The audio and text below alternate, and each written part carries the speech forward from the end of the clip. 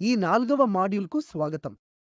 కాబట్టి ఈ మాడ్యూల్లో తడిసిన ఆసిలేటర్ నుండి ఉత్పన్నమయ్యే కొన్ని సమస్యలను ప్రయత్నిస్తుంది. కాబట్టి మనము సమస్యలలోకి ప్రవేశించే ముందు చాలా త్వరగా సమీక్షిద్దాం.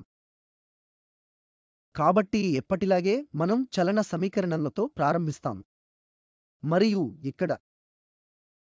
మరియు మీకు గుర్తు చేయడానికి గామా అనేది డిస్సిపేషన్ కోఎఫిషియంట్ మరియు ఎస్ అనేది స్టిఫ్నెస్ కాన్స్టంట్, మరియు సాధారణంగా మీరు దీని కోసం పరిష్కారాలను పొందవచ్చు.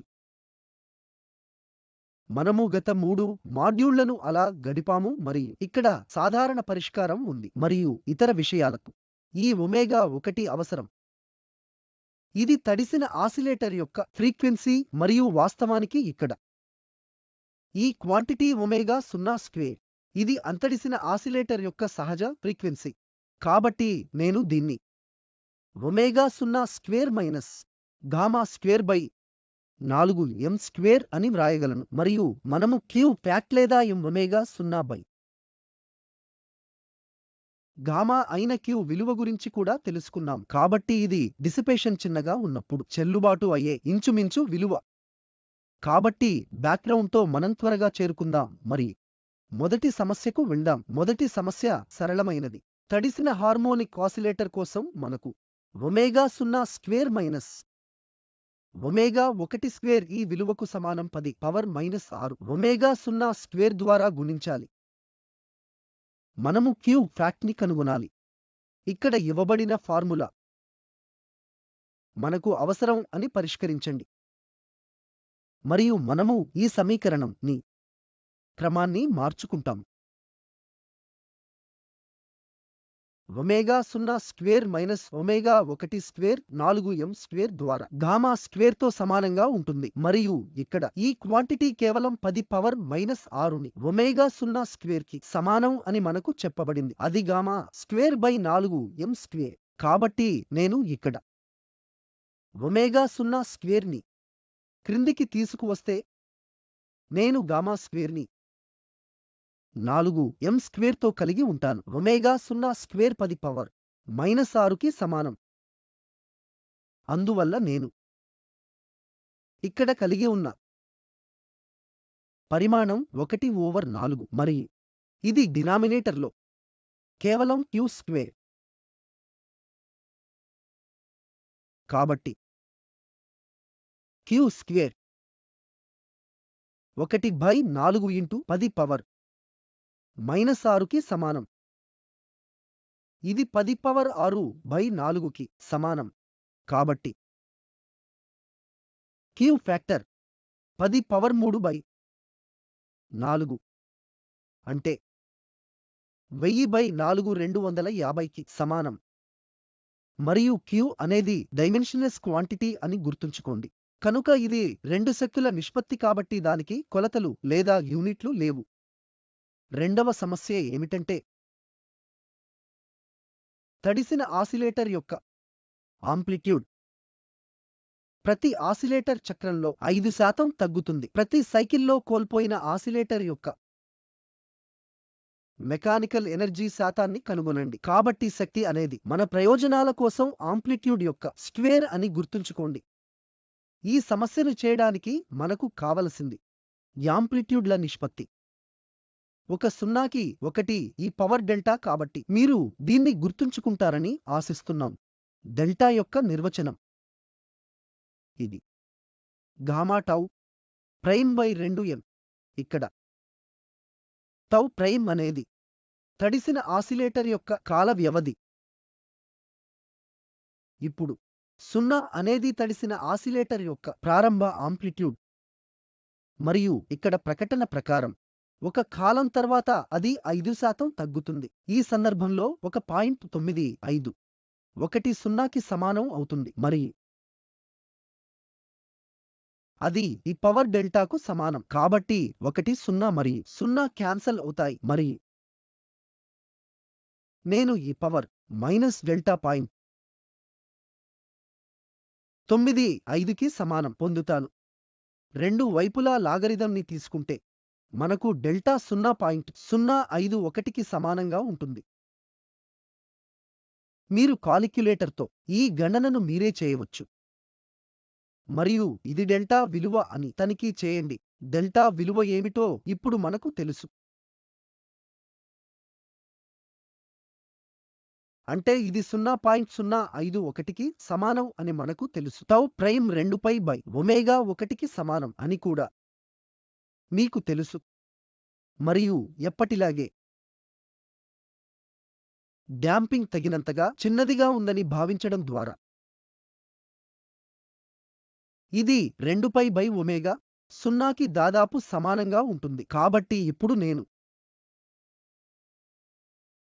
డెల్టా యొక్క ఈ విలువను సబ్స్టిట్యూట్ చేస్తే నేను డెల్టాను పొందుతాను. Γ/2m 2π/ఒమేగా 0 2 మరియు 2 క్యాన్సల్ చేస్తాను. నేను పైని Γ/m ఒమేగా 0లోకి పొందుతాను. ఇక్కడ డెల్టా పైలోకి π/q కి సమానం అని ఇది నాకు చెబుతుంది. కాబట్టి మీరు m ఒమేగా 0/γ గుర్తుంచుకుంటే q ఫ్యాక్టర్. దీని నుండి నేను ఈ సమీకరణాన్ని తిరిగి వ్రాయగలను. q అనేది పై డెల్టాకు సమానం. మనకు తెలుసు q అనేది శక్తి నిల్వ బై ఒక సైకిల్లో కోల్పోయిన శక్తికి సమానం. కాబట్టి మనకు ఆసక్తి ఉన్న విషయం ఏమిటంటే ఈ శక్తి ప్రతి సైకిల్కి కోల్పోతుంది. మరి ఇది π/డెల్టాకు సమానం. కాబట్టి మొదట్లో నిల్వ చేయబడిన శక్తి ఈ 0 మరి కోల్పోయిన శక్తి దానిలో కొంత భాగాన్ని నేను q ఈ 0 అని పిలుస్తాను. కాబట్టి దీని స్థానంలో నేను చేయవలసిందల్లా ఈ సమీకరణంలో ఈ 0 మరియు q సార్లు ఈ 0 రెండింటినీ ప్లగ్ చేయడం. నేను అలా చేస్తే నేను ఈ క్రింది వాటిని పొందబోతున్నాను. ఇది మళ్ళీ ఈ 0 మరియు ఈ 0 క్యాన్సల్ చేయబడతాయని సూచిస్తుంది. మరి నేను డెల్టా విలువను సబ్స్టిట్యూట్ చేస్తే q డెల్టా/πకి సమానం అని నాకు చెబుతుంది. నేను q విలువను కనుగొనగలను. కాబట్టి డెల్టా 0.051/π సుమారు 3.141. కాబట్టి ఇది నాకు 0.0081 సంఖ్యను ఇస్తుంది. కాబట్టి ఇది ప్రతి సైకిల్కి దాదాపు 8% శక్తి కోల్పోతుందని సూచిస్తుంది.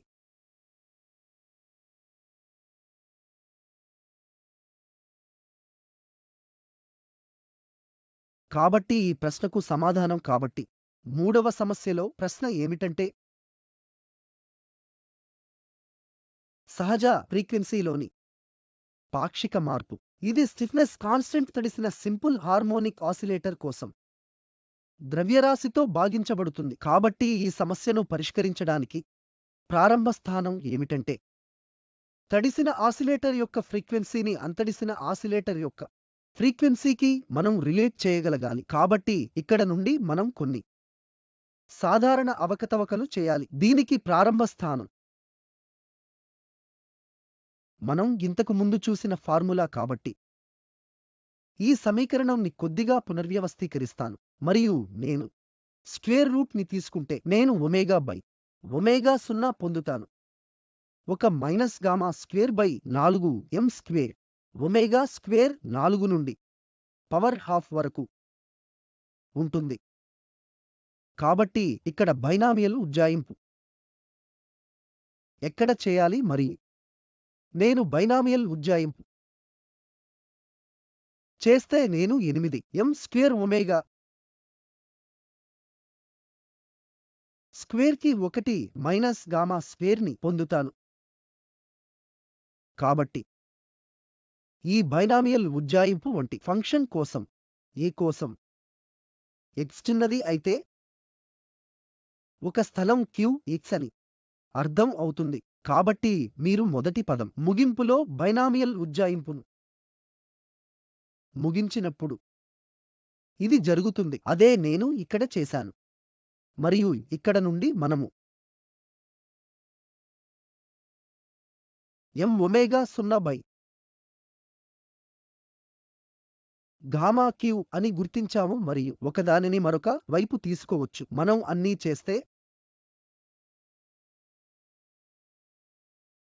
Omega 1 minus omega 0 by omega 0 minus 1 by 8 q square కి సమానం అని క్యూ అనేది m ఒమేగా 0 బై గామాకు సమానం అని గమనించండి. మరియు ఇప్పుడు కొంచెం పునర్వ్యవస్థీకరణతో omega 0 minus omega 1 by omega 0 ఇది సహజ ఫ్రీక్వెన్సీలో పాక్షిక మార్పు 1/8 క్యూ స్క్వేర్ కి సమానం. కాబట్టి ఇది అవసరమైన సమాధానం. మరి బైనామియల్ ఉజ్జాయింపుని వర్తింపజేస్తూ ఇక్కడ ఉజ్జాయింపు జరిగింది. తదుపరి సమస్యతో ప్రారంభిద్దాం. ఈ సందర్భంలో ద్రవ్యరాశి మైనస్ గామా సార్లు వికి సమానమైన చెదరగొట్టే శక్తికు లోబడి ఉంటుంది. ఇక్కడ v అనేది వెలాసిటీ అయితే దానికి పునరుద్ధరణ శక్తి పదం లేదు. ఇతర మాటలలో దీనికి sx పదం లేదు. కాబట్టి మనం ఈ సమీకరణంని పరిష్కరించాలి మరి సమయం యొక్క ఫంక్షన్గా స్థానభ్రంశం కనుగొనాలి. కాబట్టి మనం దీన్ని చేద్దాం. కాబట్టి సాధారణంగా ఇది తడిసిన ఆసిలేటర్ కోసం మీ చలన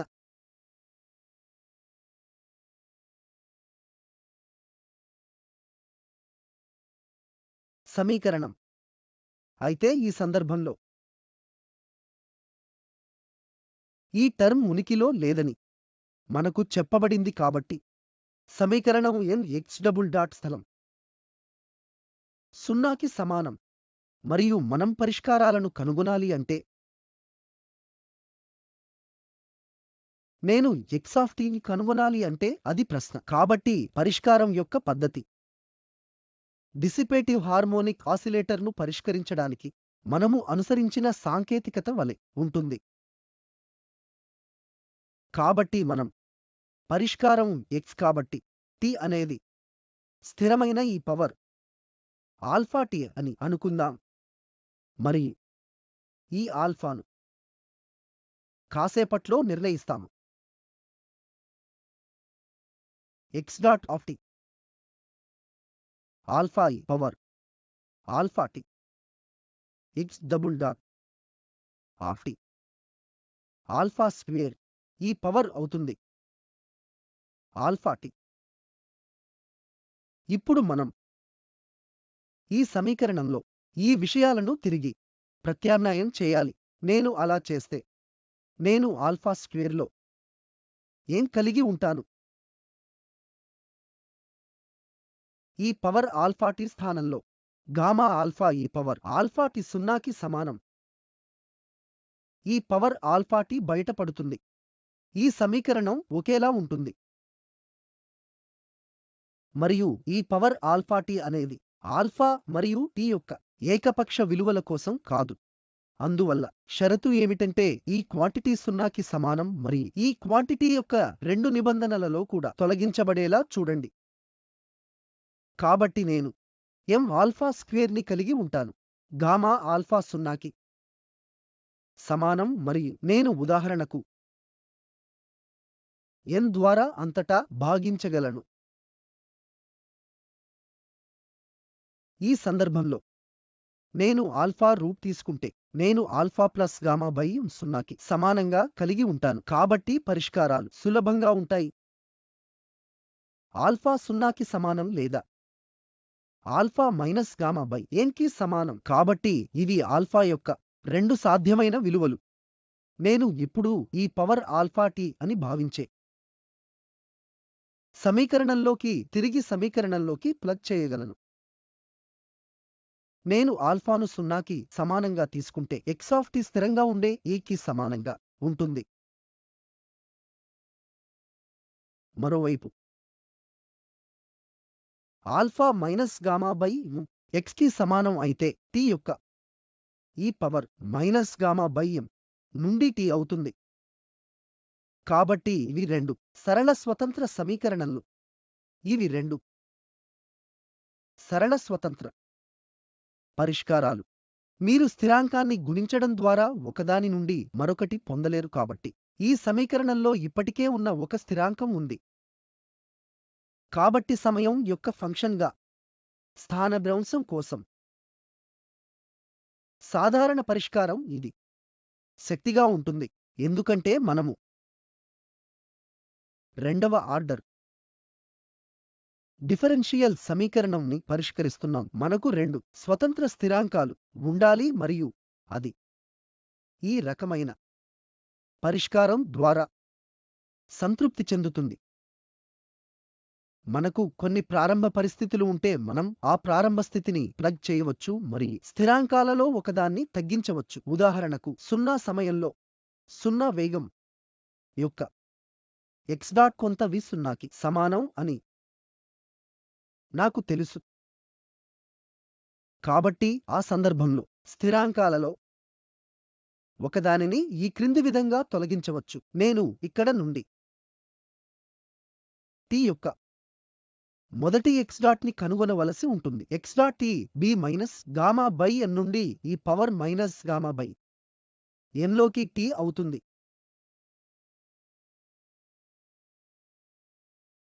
మరియు నేను 0కి x చుక్కను ఉంచినట్లయితే నేను 0కి సమానంగా t ని ఉంచినట్లయితే నేను మైనస్ గామాలోకి వస్తాను. బై mv 0కి సమానం మరియు స్థిరాంకం b మైనస్ mv 0 బై గామాకు సమానం అని సూచిస్తుంది. అందువల్ల నా పరిష్కారం గామా ద్వారా మైనస్ mv 0గా ఉంటుంది.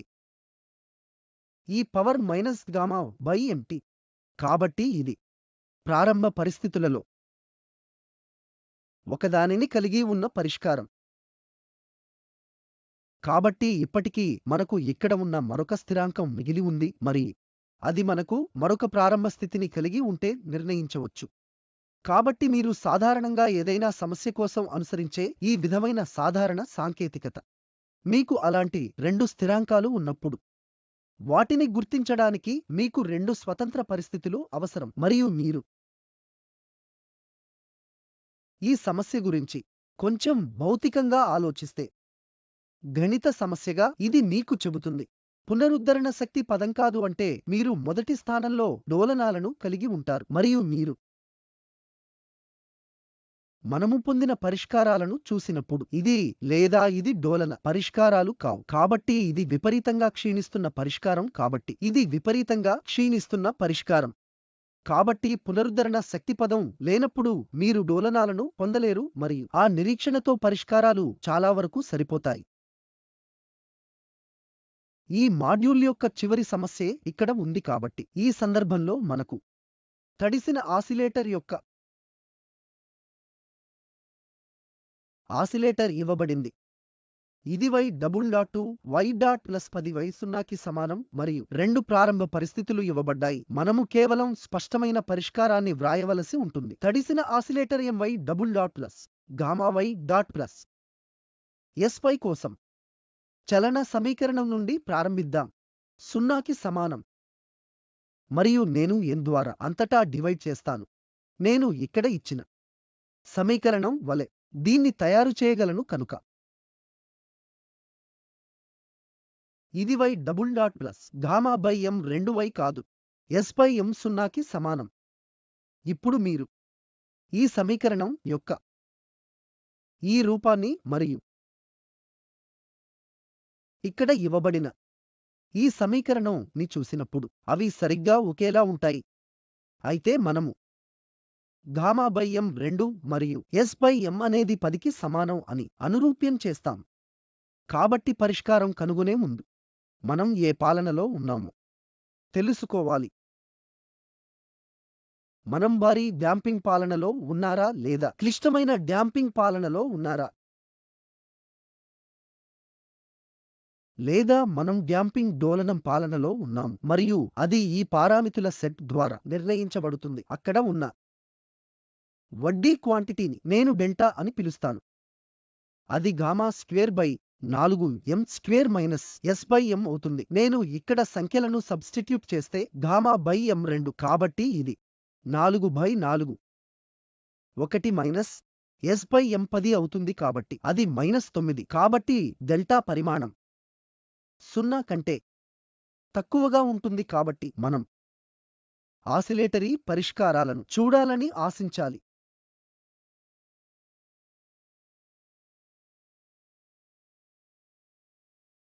కనుక ఇది తడిగా ఉండే ఆసిలేటింగ్ సొల్యూషన్ అవుతుంది. కాబట్టి పూర్తిగా సమస్య యొక్క పారామితుల నుండి మీరు భారీ డంపింగ్, క్లిష్టమైన డ్యాంపింగ్ లేదా తడిసిన డోలనాల పాలనలో ఉన్నారో లేదో నిర్ణయించవచ్చు. కాబట్టి ఇక్కడ మనం తడిసిన డోలనాల పాలనలో ఉన్నాం. తదుపరి దశ పరిష్కారాలను వ్రాయడం. మనము ఆసిలేటరీ పాలన లేదా తడిసిన ఆసిలేటరీ పాలనలో ఉన్నందున మనకు సంబంధించిన పరిష్కారం ఇక్కడ ఇవ్వబడింది మరియు C1 మరియు C2 అనే 2 స్థిరాంకాలతో దానికి 2 మార్గాలు ఉన్నాయని మీరు చూస్తారు. ఇప్పుడు మనం సమస్య యొక్క పారామితుల నుండి సంఖ్యలను ప్లగ్ చేయవచ్చు మరియు నేను అలా చేస్తే నేను నా పరిష్కారాన్ని ఈ క్రింది విధంగా వ్రాయగలను. నేను y కోసం పరిష్కారాన్ని వ్రాసిన తర్వాత నేను y డాకు పరిష్కారాన్ని కూడా వ్రాయగలను. నేను y ఆఫ్ t మరియు y డాట్ ఆఫ్ t కోసం ఎక్స్ప్రెషన్ ను కలిగి ఉన్నాను మరియు మనము 2 ప్రారంభ స్థితిని కలిగి ఉన్నాం. ఇది y ఆఫ్ 0 4కి సమానం మరియు y డాట్ ఆఫ్ 0 -4కి సమానం. నేను ఈ 2 పరిష్కారాలలో ఈ విషయాలను తిరిగి ప్లగ్ చేయాలి. y ఆఫ్ 0 C1 ప్లస్ C2కి సమానంగా ఉంటుంది మరియు మొదటి ప్రారంభ షరతు ప్రకారం ఇది 4కి సమానం కాబట్టి ఇక్కడ నుండి అనుసరిస్తుంది మరియు y డాట్ ఆఫ్ 0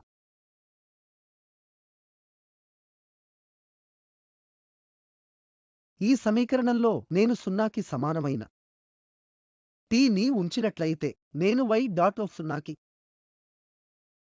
ఈ ఎక్స్ప్రెషన్ను కలిగి ఉంటాను మరియు ఈ ప్రారంభ స్థితి ప్రకారం ఇది -4కి సమానం. కాబట్టి ఇది మీకు C1 ప్లస్ C2 4కి సమానం అని ఇస్తుంది.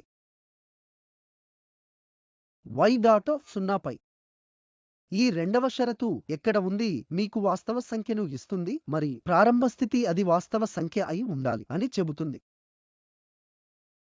అది -4కి సమానంగా ఉండాలి. కాబట్టి ఇది మనం నిజమైన భాగాలను మరియు ఊహాత్మక భాగాలను సమం చేయవచ్చు. కాబట్టి ఇది నాకు -C1 ప్లస్ C2ని -4కి సమానం చేస్తుంది. ఇది మనం ఇంతకు ముందు పొందిన స్థితికి సమానం. మరియు రెండవది 3iలోకి C1 -C2 ఇది 0కి సమానం.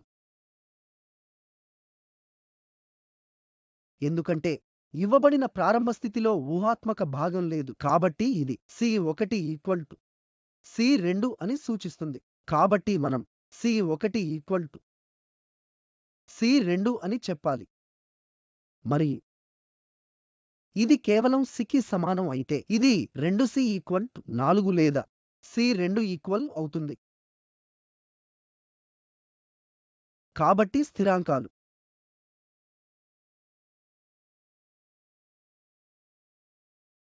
C1 సమానం C2 సమానం C2 సమానం కాబట్టి మనము ఈ స్థిరాంకాలను నిర్ణయించాం. ఇప్పుడు మిగిలి ఉన్నది స్పష్టంగా పరిష్కారాన్ని వ్రాయడం మాత్రమే.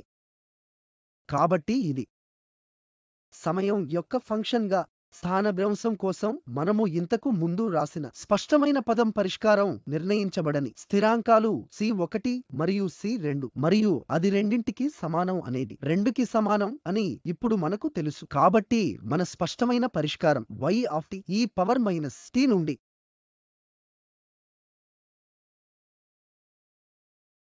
ఈ పవర్ 3 IT ప్లస్ 2 ఈ పవర్ మైనస్ 3 ITకి సమానం. ఇప్పుడు మీరు దీన్ని కొంచెం సరళీకృతం చేయవచ్చు. రెండింటిని బయట తీయవచ్చు మరియు రెండింటిని ఈ పవర్ మైనస్లోకి పొందవచ్చు.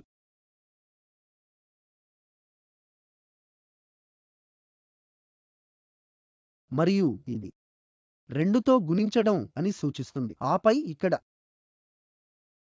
క్వాంటిటీ ఒక కాస్ ఫంక్షన్. కాబట్టి మనము ఈ y ఆఫ్ t 4కి సమానమైన ఈ power minus t by cos 3 t వంటి చాలా కాంపాక్ట్ ఫలితాన్ని వ్రాయవచ్చు.